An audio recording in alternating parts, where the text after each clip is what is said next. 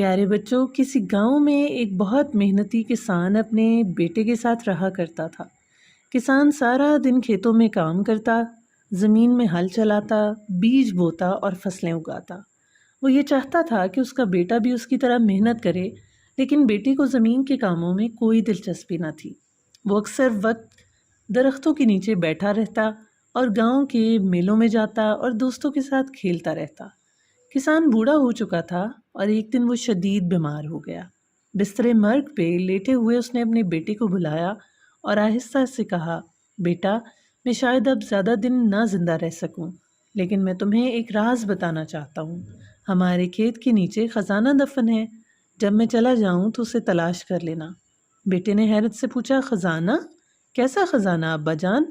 کسان نے مسکرا کر کہا، بس جب میں چلا جاؤں تو کھیت کو کھودنا ضرور۔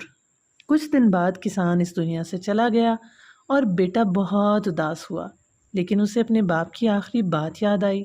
تو اگلی صبح وہ بیلوں اور ہل کے ساتھ کھیت میں پہنچا اور زمین کھودنے لگا۔ صبح سے شام تک وہ کام کرتا رہا اور کئی دن گزر گئے۔ اس نے کھیت کے کونے کونے کو کھود ڈالا، مگر کوئی خزانہ اسے نہ مل سکا۔ مایوس ہو کر اس نے کہا، شاید ابا غلطی پر تھے، یہاں تو کچھ بھی نہیں ہے۔ لیکن کیونکہ کھیت مکمل تیار ہو چکا تھا تو اس نے سوچا کیوں نہ بیج بو دوں۔